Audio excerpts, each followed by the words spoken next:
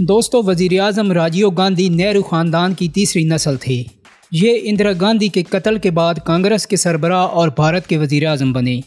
बैराम नाम राजीव गांधी के खसूसी मुशीर थे। राजीव गांधी ने 1987 में राजस्थान की सरहद पर फ़ौज तैनात कर दी। भारतीय फ़ौज जंग के लिए तैयार खड़ी थी। वज़ीर-ए-आज़म के इशारे की देर थी और भारतीय फ़ौज पाकिस्तान पर हमला कर देती। इन दिनों पाकिस्तान की क्रिकेट टीम इंडिया के दौरे पर थी। पाकिस्तान और इंडिया के दरमियान जयपुर में टेस्ट जारी था, लेकिन साथ साथ पाकिस्तान और भारत के दरमियान खौफनाक टेंशन भी थी। जंग किसी भी वक्त छिड़ सकती थी, लेकिन फिर अचानक एक अजीब वाक़या पेश आया। जनरल ज़िया-उल हक अपने सदारती जहाज़ में सवार हुए और भारत की तरफ से दावत किए बगैर दिल्ली रवाना हो गए। जनरल साहब क्रिकेट मैच देखने इंडिया गए। जनरल ज़िया की इस गैर सफारती हरकत ने भारत में सनसनी फैला दी। राजीव गांधी पाकिस्तानी सदर से मुलाकात नहीं करना चाहते थे, लेकिन काबीना और अपोजिशन ने इन्हें दिल्ली एयरपोर्ट जाने और जनरल ज़िया-उल हक का इस्तकबाल करने पर मजबूर कर दिया।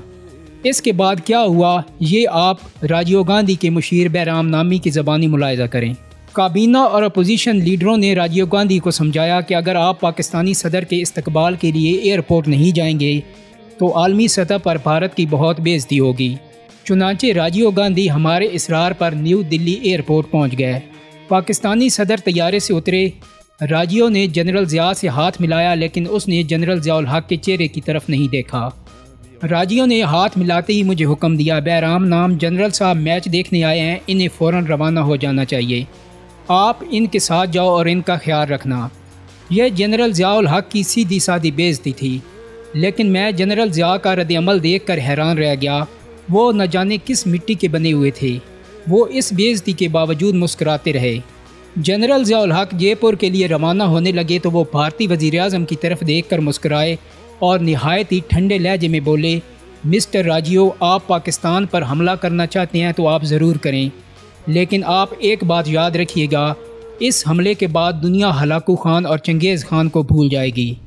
ये सिर्फ राजीव गांधी और ज़िया-उल हक को याद रखेगी, क्योंकि ये रवायती जंग नहीं होगी, ये न्यूक्लियर वार होगी और जंग में हो सकता है पूरा पाकिस्तान तबाह हो जाए, मगर इसके बावजूद दुनिया में मुसलमान रहेंगे। लेकिन आप ये याद रखना कि इस जंग के बाद दुनिया में कोई हिंदू नहीं बचेगा।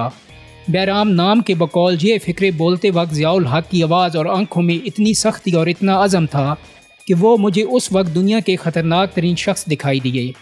राजीव गांधी की पेशानी पर पसीना आ गया, जबकि मेरी रीढ़ की हड्डी में सनसनी फैल गई। जनरल ज़िया-उल हक ने ये फ़िक्रे बड़ी ही संजीदगी से कहे।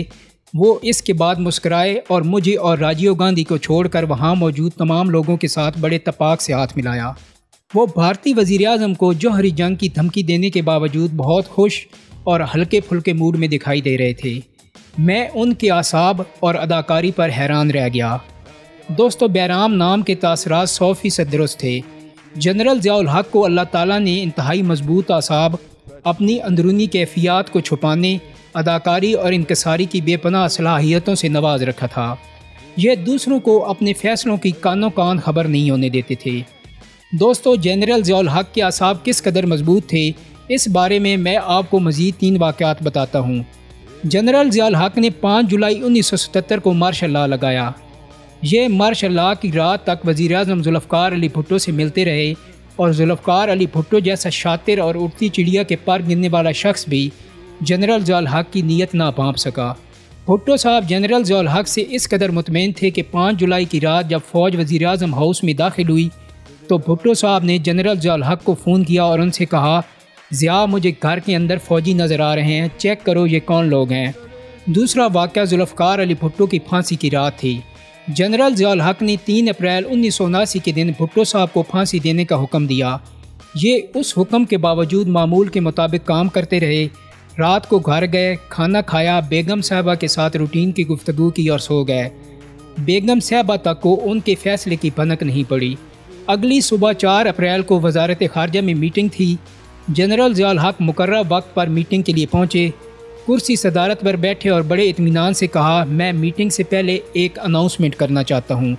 आज सुबह अदालत के हुक्म पर साबिक वज़ीर-ए-आज़म मिस्टर ज़ुल्फ़िकार अली भुट्टो को रावलपिंडी जेल में फांसी दे दी गई है।